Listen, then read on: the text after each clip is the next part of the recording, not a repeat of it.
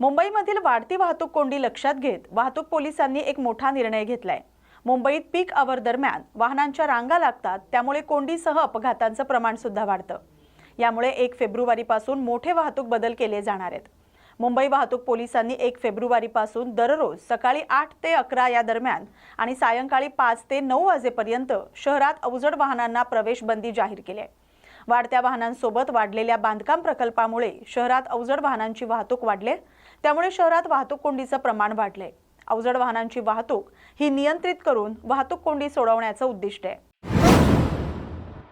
मुंबईकरांसाठी एक आनंदाची बातमी समोर आली आहे। 1 फेब्रुवारी म्हणजेच उद्यापासून रेल्वे प्रवाशांसाठी 4 नव्या लोकल सुरू करण्यात येणार आहेत। या निर्णयामुळे उपनगरीय रेल्वे प्रवाशांना मोठा दिलासा मिळणार आहे।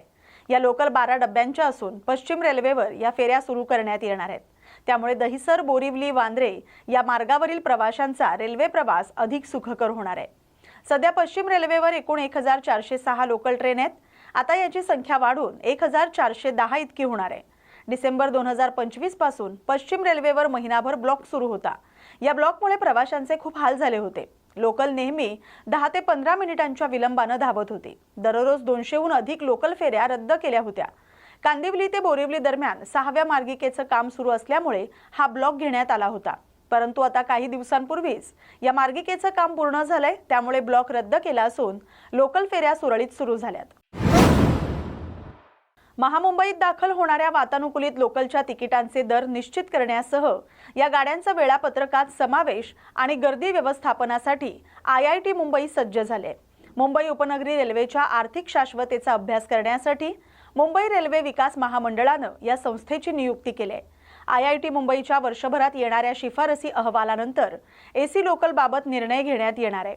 महामुंबईत 350 किलोमीटरहून अधिक मेट्रो जाळे तयार होते। मेट्रो विस्तारात असतानाच प्रवासी संख्या आणि प्रवासाच्या उपनगरी रेल्वेचं वर्चस्व कायम आहे।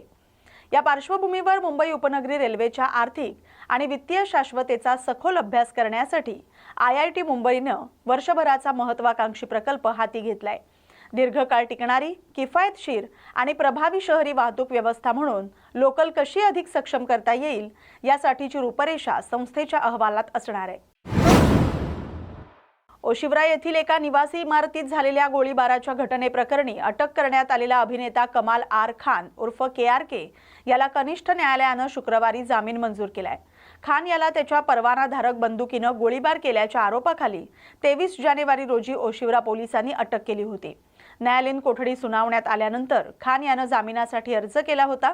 त्यात त्यानं त्याची अटक मनमानी आहे आणि हे प्रकार तपास यंत्रणेकडे कायद्याच्या प्रक्रियेचा गैरवापर करण्यासारखा आहे असा दावा त्यानं केला होता।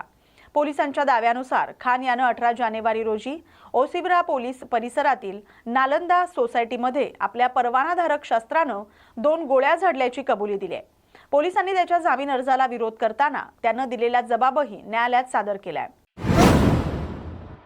मुंबई महानगरातील रेल्वेचा कायापालट करण्यासाठी मुंबई रेल्वे विकास महामंडळ आणि भारतीय प्रौद्योगिक संस्थान मुंबई एकत्र आलेत। वातानुकूलित लोकल सेवा, त्यांचे तिकीट दर, रेल्वेच्या वाढीव फेऱ्या, लोकलचा वक्तशीरपणा, प्रकल्पांचा आढावा, आर्थिक आणि व्यावसायिक शाश्वतेचा अभ्यास करण्यास सुरुवात केली आहे। मुंबई महानगरातील रेल्वे सेवा शहरी प्रवासासाठी जीवनवाहिनी आहे। रेल्वे सेवा सर्वाधिक प्रवासी सेवा आणि सर्वाधिक किलोमीटरपर्यंत सेवा देते। सध्या मेट्रो जाळं हे विस्तारत असलं तरी लोकल सेवा ही किफायतशीर आणि शहराच्या वाहतुकीचा कणा आहे। MRVC आणि IIT मुंबई यांच्या जानेवारी 2025 मध्ये 2.5 वर्षांच्या संयुक्त अभ्यासासाठी करार करण्यात आलाय। या अभ्यासात मुंबई महानगर प्रदेशातील उपनगरी रेल्वे संचालनाचा पुढील 10 वर्षांचा विचार करून सखोल आढावा घेतला जाणार आहे। मध्य रेल्वे, पश्चिम रेल्वे, मेट्रो बस सेवा, MMRDA आणि महानगरपालिके यांच्या समन्वयानं हा अभ्यास केला जाणार आहे। बाहेरील राज्यातून आलेल्या पर्यटकांची स्थानिक रिक्षा आणि टॅक्सी चालक फसवणूक करून त्यांच्याकडून जादा पैसे आकारतात। मुंबई बाहेरील शहरांमध्ये असे प्रसंग घडल्याचं आपल्याला ऐकिवात असेल, पण मुंबईतही असंच एक धक्कादायक प्रकरण उघडकीस आलंय। मुंबई आंतरराष्ट्रीय विमानतळावरून अवघ्या 400 मीटर अंतरावर असलेल्या हॉटेलमध्ये जाण्यासाठी एका अमेरिकन महिलेला टॅक्सी चालकानं तब्बल 18,000 रुपये आकारले। यानंतर आता या टॅक्सी चालकाला अटक करण्यात आली। अमेरिकन महिलेनं सोशल मीडियावर याबाबत कैफियत मांडल्यानंतर पोलिसांनी ही कारवाई केली आहे। पीडित महिलेनं X वर पोस्ट शेअर करत आपली फसवणूक झाल्याचं म्हटलं होतं। या पोस्टसह टॅक्सीच्या नंबरचा एक फोटो महिलेने शेअर केला होता। यानंतर सहार पोलिसांनी तातडीने कारवाई करत 50 वर्षीय टॅक्सी चालक आरोपीला अटक केली आहे। देशराज यादव असे या टॅक्सी चालकाचं नाव आहे। अंधेरी पश्चिम येथील राम गणेश गडकरी मार्ग म्हणजे सुप्रसिद्ध इर्ला मार्केट परिसरात मुंबई महापालिकेने मोठी कारवाई केली आहे।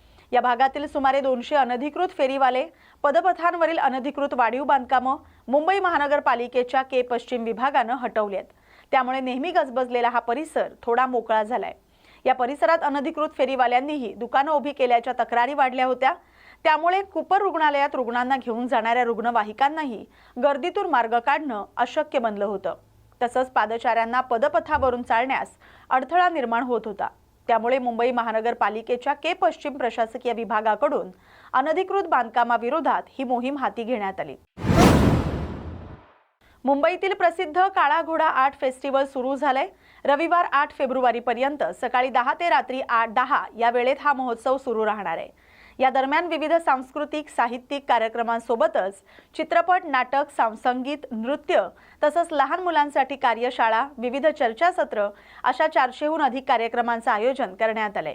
यावेळी 100हून अधिक कलाकृती पाहता येणार आहेत। कला क्षेत्रातील मान्यवर कलाकार यावेळी सहभागी होणार आहेत। या बातमीसोबतच मुंबई बुलेटिनमध्ये आता इथेच थांबतोय। अशाच महत्त्वाच्या बातम्यांसाठी पाहत राहा न्यूज मराठी 24/7। नवा भारत, नवा विचार।